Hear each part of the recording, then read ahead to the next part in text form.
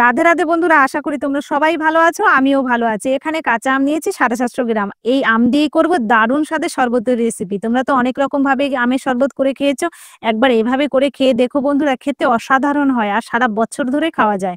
আমি প্রেসার কুকারে দিয়ে আমটা আমি সেদ্ধ করে নিচ্ছি। দেখো, এভাবে সেদ্ধ করে নিয়েছি। এবার জলটা সেকে জলটা আমি রেখে দিলাম। এই জলটা কিন্তু লাগবে। আর আমটা ঠান্ডা হলে আমের পাল্পটা ছাড়িয়ে নিচ্ছি। দেখো, সব কটা আম কিন্তু আমার ছাড়ানো হয়ে গেছে। এবার আমের একটা স্মুথ পেস্ট করার জন্য মিক্সিতে আমি দিয়ে দিচ্ছি আমগুলো। দিয়ে ওই যে জলটা আমি সেকে রেখেছিলাম আমটা মধ্যে, সেই জলটা দিয়ে দিয়েছি দুটো কাঁচা লঙ্কা। এই কাঁচা লঙ্কাটা দিলে কিন্তু শরবতটা খেতে বেশি ভালো লাগে। এবার আমি আমের একটা স্মুথ পেস্ট করে নিয়েছি। দেখো, সবগুলো হয়ে গেছে। এরকম ভাবে করে নিতে হবে। এখানে যে মশলাটা আমি দেব, এই মশলাটাও আমি রেডি করে নিচ্ছি। দিয়েছি 2 চামচ মৌরি আর 1 টেবিল চামচ জিরে, 1 টেবিল চামচ গোলমরিচ দিয়ে আমি কড়াতে দিয়ে হালকা নেড়েচেড়ে আমি নামিয়ে নিয়েছি। বেশি কিন্তু ভাজবো না, হালকা ভেজে আমি মিক্সিতে গুঁড়ো করে নেব। আর এখানে দিয়ে দিচ্ছি কড়াতে চিনি।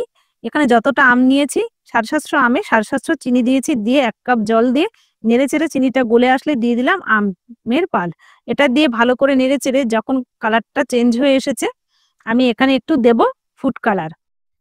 বন্ধুরা, তোমরা এটা স্কিপ করে যেতে পারো, যেহেতু আমি এখানে ফুড কালারটা দেব কারণ কাঁচা আমের শরবত করছি দেখার জন্য, দেখার সৌন্দর্যের জন্য কিন্তু আমি এই ফুড কালারটা দিয়েছি। এটা তোমরা বাড়িতে নাও দিতে পারো।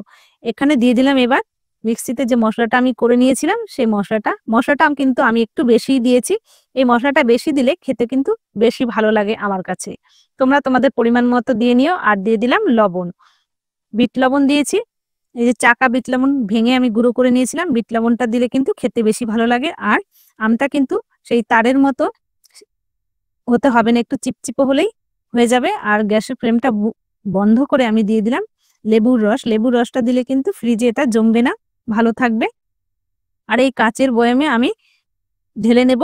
বয়ামটা আমি কিন্তু ভালো করে মুছে একটু রোদে দিয়ে নিয়েছিলাম 1 ঘন্টা। এরপর আমি এটা ঢেলে নিচ্ছি। এভাবে রাখলে কিন্তু সারা বছর ধরে খাওয়া যাবে আর নষ্টও হবে না। আর খেতে হয় অসাধারণ বন্ধুরা। তোমরা একবার করে খেয়ে দেখো, আশা করি খুবই ভালো লাগবে। এবার আমি একটু, দেখো কত সুন্দর হয়েছে, একটু আমি শরবত রেডি করে নিচ্ছি। তাই একটা কাচের গ্লাসে 2 চামচ মতো আমি দিয়ে নিলাম। দিয়ে দিলাম জল। জল দিয়ে আমি একটু বিট লবণ দিয়ে নিচ্ছি। আর লেবুটা একটু গোল করে পিস করে দেখার জন্য দিয়ে দিয়েছি। আর দিলাম বরফের টুকরো। খেতে কিন্তু অসাধারণ হয়। তোমাদের কেমন লাগলো জানিও। লাইক করো, চ্যানেলটি সাবস্ক্রাইব করো।